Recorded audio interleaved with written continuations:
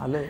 नमस्कार मित्रांनो, मैत्रिणींनो, मी आणि माझी प्रिय बायको आज परत आलोय सिट डाऊन व्हिडिओ घेऊन तुमच्यासाठी.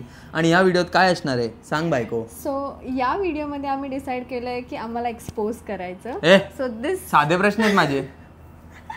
दिस video is a couple tag video. तर ह्याच्यामध्ये मी ह्याला 5 क्वेश्चन्स विचारणार आहे आणि हा मला 5 क्वेश्चन्स विचारणार आहे. आम्हाला माहिती नाही काय क्वेश्चन्स आहेत, म्हणजे एकमेकांचे स्वतःचे माहिती आहेत आणि ऑन द स्पॉट आम्ही बघू काय उत्तर देऊ. कारण मी आत्ताच हिला माझे प्रश्न पाठवलेले आहेत व्हॉट्सअपवर, पण मी तिला बघू दिलेले नाहीत. पण माझे खूप साधे प्रश्न आहेत. हा मग इट्स ओके. मग तू एक्सपोज बिक्सपोज काय बोलते? एक्सपोज म्हणजे it's like a couple expose. मी तुला काही विचार माझे का क्वेश्चन नाही, मी बघत होतो तू क्वेरी काय टाकलेली. ओके, आज मी थोडी वेगळी दिसते, काजल लावले खूप टाइम, मला एक साडीवारी रील करायची होती म्हणून. ठीक आहे, असा हे टाक ह्याच्यासाठी काय बोलतो त्याला, आठव नाही रे, थंबनेल साठी फोटो काढ, पोज दे. ते एंडला नाही, पहिले दे. अरे ओके, काय पोज देऊ? असं दे. Very nice. Done done. आता चालू करूया प्रश्नांसोबत. एवढा लांब ओके, असं कर. काय काय करायला लावतो. ओके, सो फर्स्ट व्हिडिओ या चॅनल वरची ही फर्स्ट व्हिडिओ. एवढा फंबल कसं मारू शकते तू? फर्स्ट क्वेश्चन मध्ये वळूया. What is the one thing you love the most about me and which drives you crazy? Crazy. There is nothing that drives me crazy about you other than you. प्रेमच नाहीये. You have to answer, यश. हां, पण आपण मराठीत प्रश्न विचारूया. असे एकदम typical questions नकोय. आणि खूप हे टिपिकल प्रश्नच आहे की काय आहे ती गोष्ट की तुला माझ्या What drives you crazy? Crazy नाही, मला बरं वाटतं जेव्हा मी घरी येतो ना. मला काय गोष्ट आवडते मी तुम्हाला सांगतो. रात्री जेव्हा मी घरी येतो ना तेव्हा ही बेडवर अशी झोपलेली असते, तर मला हे बघून खूप गोड वाटते. मला असं वाटतं की माझी बायको एवढी गोड बायको माझी घरात वाट बघत बसते. तर ते मला असं होतं की मला घरी जायचंय. हे मला तुझ्याबद्दल आता खूप जास्त आवडायला लागलंय. अशी झोपते, खूप गोड झोप, ओपन ठेवते. आता माझा प्रश्न सगळेच 5 प्रश्न स्वतःचे विचारणार काय? तर माझा प्रश्न आहे, ओके, माझा प्रश्न आहे की असं करत राहिलं तर किती एडिटिंग करावी. तेच तुला बोललेलो मी मगाशी. काय माझं कसं पटकन. जर आपल्याला एक कस्टम ट्रेडिशन किंवा रिच्युअल आजपासून बनवायचं असेल, समज की हे नंतर मी माझ्या पिढी दर पिढी सांगायचं की हे रिवाज आहे, तर तो काय रिवाज असेल जो तू माझ्यासोबत करू इच्छिते की नंतर माझे मुलं किंवा माझी मुलं नाही, आपली मुलं जेव्हा बोलतील की अरे नाही, माझ्या मम्मी पप्पांचं लग्न आलेलं तेव्हा त्यांनी हे रिवाज म्हणून केलेलं, काय असेल? हो, नाईस क्वेश्चन. रिवाज म्हणून काय पिढी आपण काय याला बोलतात प्रश्न. ओ माय गॉड, 2 मिनिटं दे मला. असं करत राहिलो तर अख्खी व्हिडिओ अशीच एडिटिंग मध्ये जाईल वाया वाटतं. किती चालाक आहे हा मुलगा. हा, सो काय झाले 2 मिनिटं. मला असं वाटतं की आम्ही आता रिसेंटली असं डिसाईड केलेलं की एव्हरी मंथ काहीतरी असं आपण ॲनिमल्ससाठी करायचं. म्हणजे असं जेवण द्यायचं किंवा मग जे पण शेल्टर वगैरे असेल तिथे जाऊन असं थोडंसं हेल्प करायची. तर मग आय वुड लाईक की ते गुड. मी हेच एक्सपेक्ट करत होतो. Very good. आता तुझा प्रश्न. ओके, माझे प्रश्न एवढे असे हे नाही. ओके, चल, हा सिम्पल क्वेश्चन आहे. What is the favourite memory of you, like with me? Okay, memory that I have of you, which is my favorite, is favorite memory I have of you. तेच लग्नाच्या टायमाला ते तू अशी येत होती ते कारण आता माझ्यासोबत कायम राहणार ना. तो एक असा ठप्पा झाला जो सगळ्यांनी बघितलाय माझ्या सकट आणि मला पण बघितलंय लोकांनी तेव्हा. तर माझ्या मनात तो ठप्पा झाला. अशी तू येत होती, तुझा भाऊ गौरांग, तो दुसरा दादा, मागे 2 लोक, मजा आलेली बघून. मग that is my favourite memory. बाकी मेमरीज तर अशा भरपूर आहेत छोट्या छोट्या. एखादी तेच तू येऊन अशा पडले ते खूप नाही, कारण खूप गोड वाटतं. तुम्हाला नाही माहिती मी काय बोलतोय. मी बघतो ते, मी एक दिवस व्लॉग मध्ये टाकीन, ही असे ना तारा बनते, तारा बेडवर अशी मस्त गोड दिसते. मला सरकवायचं पण मन नाही करत. मी तर ताऱ्यामध्ये जेवढी गॅप असते ना त्याच मी असा झोपून जातो. हा एक प्रश्न की जर एक असा दिवस उजाडला जेव्हा माझ्यात तू तुझ्यात मी आलो, मग तू माझ्यात असेल तर तू तर तू काय पहिलं काम करशील? म्हणजे मी जर तुझ्यात आली, जर तुला माझी बॉडी मिळाली एक दिवसासाठी तर तू काय करशील? If you have to live as Yash for a day, what would you do? As a day for a day? For a day. जर मी ॲज अ यश, एक गोष्ट सांग, काय करशील? खूप डिफिकल्ट क्वेश्चन कळलं टाइम का लागतो?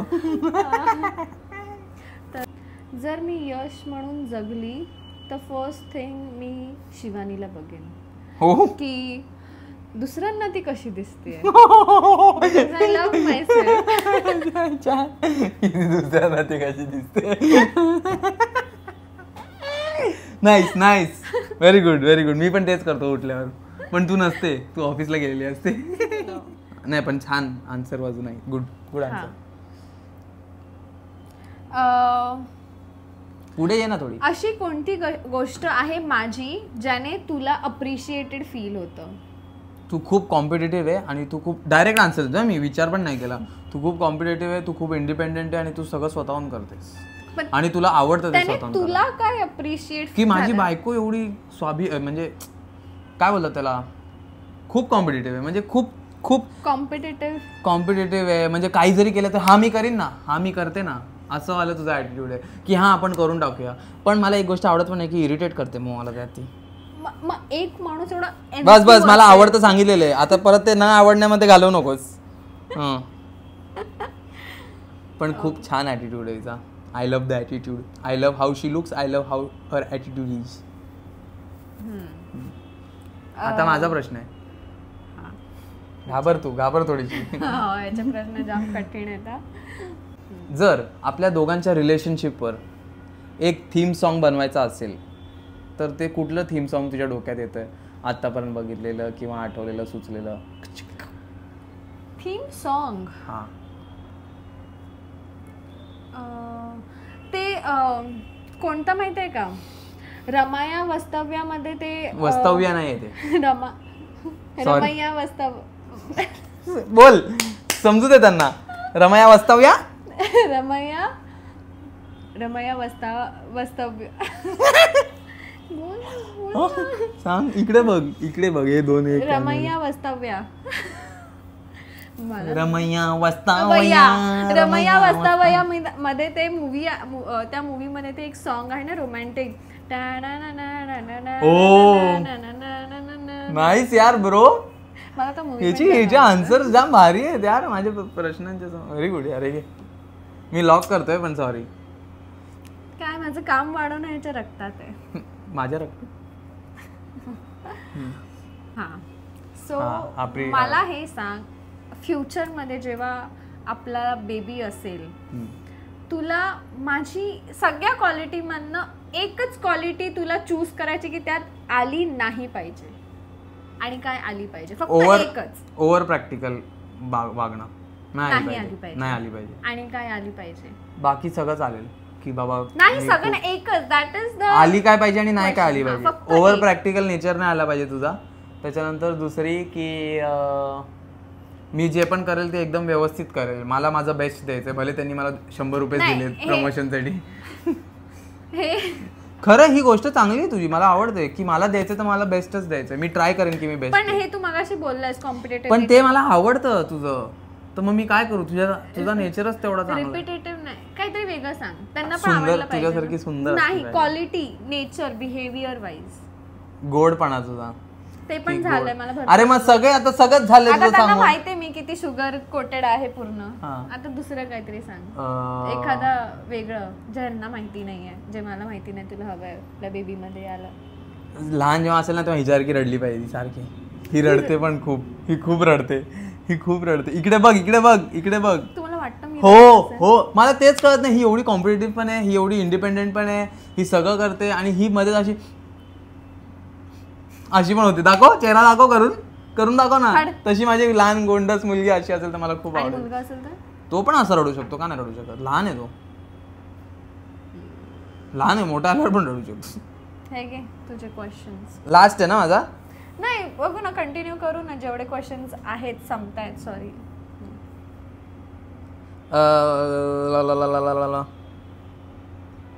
एक अशी गोष्ट कुठली आहे की जी मी करतो ती तुला वाटतं की हा याच्याने मला असं वाटतं की यश माझ्यावर खूप प्रेम करतो?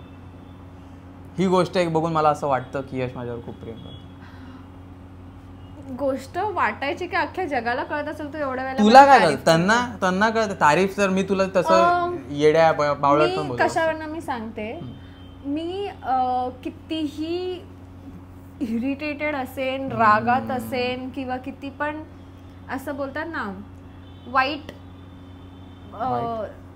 माझ्या बोलतात ना सेल्फ मध्ये असेल की म्हणजे असं राग वगैरे कधी असं भरपूर आलेला असेल किंवा मी रडते किंवा मी अशी एकदम इरिटेटेड आहे, काय सुचत नाही काय नाही, त्या सगळ्यामध्ये यश नॉर्मली तो असा हे आहे की हा ठीक आहे, एवढं कोणाच्या इमोशन्स मध्ये असं डीप मध्ये जाऊन असं बघणार नाही काय झालं काय करतोय. पण माझ्या टाइमला तो नेहमी अवेलेबल राहणार आणि नेहमी शांत. मी छोट्या गोष्टीवर रडत असेल तरी पण माझ्या बाबू असं करणार, मोठी गोष्ट असेल तर माझ्या बाबू एवढं, म्हणजे सगळ्या गोष्टींमध्ये अवेलेबल राहणं आणि सगळ्या गोष्टींमध्ये अंडरस्टँडिंग. म्हणजे ह्याच्यापेक्षा जास्त मुलगा अंडरस्टँडिंग मी लाईफमध्ये बघितला नाही. माझ्या फ्रेंड्समध्ये पण नाही बघितलं. मी माझ्या फ्रेंड्समध्ये पण बोलत असते की यशने जो बेंचमार्क सेट केला आहे ना तो कोण ब्रेक नाही केला अजून.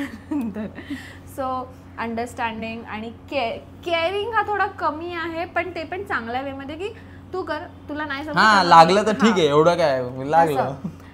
किंवा मग मी अशी कुठे एकटी गेलेली असेल तर असं तो हे करणार नाही की अशी जा नीट जा. त्याला माहिती मी मोठी आहे, मी करू शकते. जर गरज पडली तर ही कॉल करणारच आहे. तेवढं आमच्यात अंडरस्टँडिंग आहे. सो मग सगळ्या ह्याच्यामध्ये ह्याचं असं असतं की हा तुला माहिती आहे आपण सगळं चांगलं. माझा प्रश्न आहे सॉरी की म्हणजे सगळ्यामध्ये हेल्प करणार. आता तो बघतोय की मी ऑफिसमधून आल्यावरती जेवण करते, मग व्लॉग हे करते, मग आता तो हळूहळू गोष्टी स्वतःवरती घेतोय की मी हळूहळू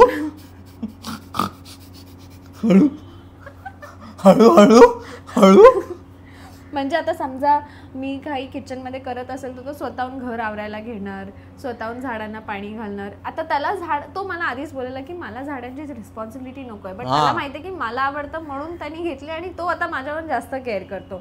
सो मला कळतं की ही इज चेंजिंग पेक्षा इम्प्रूव्हिंग. अशी काय वाईट गोष्ट अशी नाहीये. सो खूप इम्प्रूव्ह झालाय हा. आणि सगळ्या फ्रेंड्समध्ये सगळे फ्रेंड्स पण ह्याचे कंप्लेंट करतात की हा कोणाचंच ऐकत नाही, फक्त शिवानीच ऐकतो. त्याला बेस्ट फ्रेंड जरी बोला ना की हे शर्ट तुझ्यावर छान वाटतंय घे, हा नाही घेणार जोपर्यंत शिवानीचं अप्रुव्हल नाही. कारण मला माहिती हिच्या नजरेत ते दिसतं ना, ते समजतं. Nice, very good. मला व्हेरी गुड केलं पाहिजे तसं तू. तर मला सांगा पुढे बोल. सुख म्हणजे नक्की काय असतं? आता आम्हाला नंतर बोलेल मला कटच करणार आहे. नाही करणार आहे मी. कट कर. तू बघ कॉपीराइट लागेल. हा प्रश्न. अशी कोणती गोष्ट आहे ज्याला तू अजिबात माझ्या सपोर्ट करत नाही? ओव्हर प्रॅक्टिकलनेस सोडून. आणि मला ओव्हर प्रॅक्टिकलचं एक्झाम्पल दे. ओव्हर प्रॅक्टिकलचं एक्झाम्पल म्हणजे इमोशन कमी असतात तेव्हा तुझ्यात त्या टाइमला? नाही, एखादं एक्झाम्पल त्यांना पण कळू दे ना की काय ओव्हर प्रॅक्टिकल म्हणजे काय. ओके, हे थोडं डिफिकल्ट आहे कारण मला डे टू डे लाईफमध्ये समजतंय ना हे ओव्हर प्रॅक्टिकल म्हणजे काय.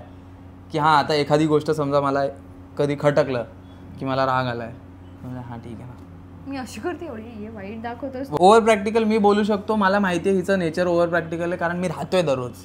मला कळतंय की अरे एवढं प्रॅक्टिकल कसलं. हां चल एक एक्झाम्पल. जेव्हा तू तुझ्या मित्रांशी पण भांडतेस ना, हिची भांडणं आपल्या सगळ्यांची मित्रांसोबत भांडणं होतात, तर मी असतो साक्षी, मी जज असतो हिच्या आणि हिच्या मैत्रिणींमध्ये कधी भांडणं झाली की मी असतो तिकडे असा उभा, मला सांगा असा वाला. तर मग तेव्हा माझा प्रश्न आहे. ओके बोल. हा तर जेव्हा हिचं आणि हिच्या मैत्रिणीचं भांडणं होतं ना, तेव्हा ही कधी कधी असं बोलते की आहे तर आहे.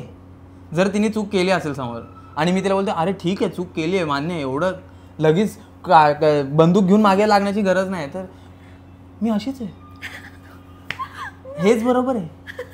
मी बोललो बरोबर आहे मान्य आहे, पण थोडं समोरच्याला जर समोरच्या वाईट त्याला काहीतरी वेगळ्या इमोशनल स्टेटमध्ये असेल, तो आपल्याला माहित नाही तो काय विचार करतो, तर त्याला समजून घेऊन तुम्ही तुमचं हे करा. तुम्ही बरोबर आहात त्याला कोण नाही बोलत नाही. हे ओव्हर प्रॅक्टिकल नेचर मी तुला बोलते जे मला नको आहे. हे होतं की समोरचा जर थोडासा चुकलेला असेल तर त्याने गपचूपपणे माझा प्रश्न होता आणि मी उत्तर दिलेलं आहे, मानून घ्यायचं, नाही तर मग मी अशी एवढं लढवते.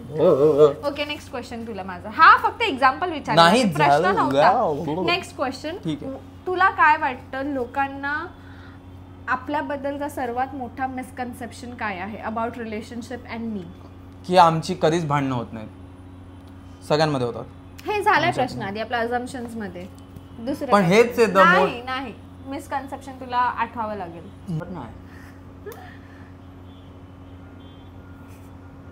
नाही आठवते मला खरंच. मग अबाउट मी लोकांना काय वाटतं की शिवानी कशी आहे, मिसकन्सेप्शन काय शिवानी बद्दल?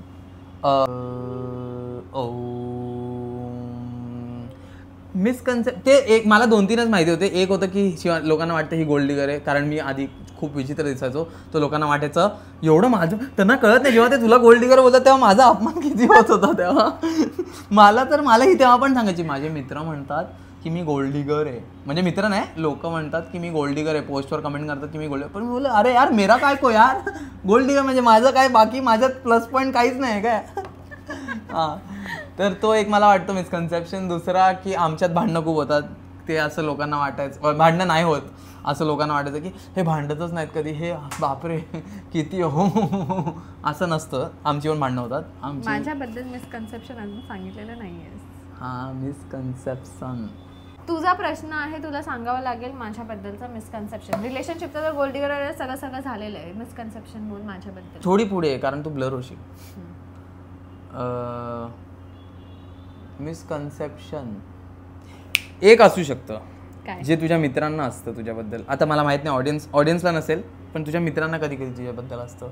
काही मित्रांना 2 जण ज्यांच्याशी मी सतत भांडत असते, 2 जण आहेत ती, मेल फिमेल. 2 बोलल्यावरतीच कळालं. हा, कोणाला सगळ्यांना जे बघतायत त्यांना कदाचित माहित नसेल, काही जणांना माहिती आहे ते 2 जण कोण आहेत.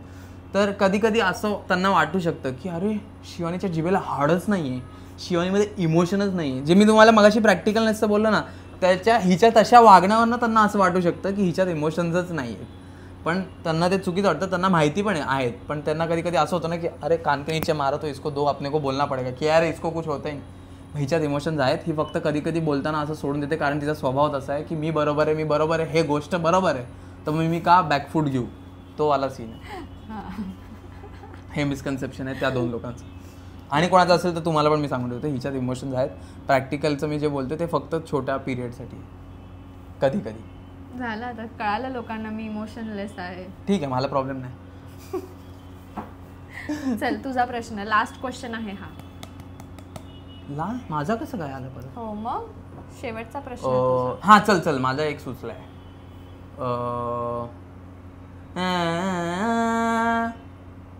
नाही, ह्याचं उत्तर नाही माहिती मला.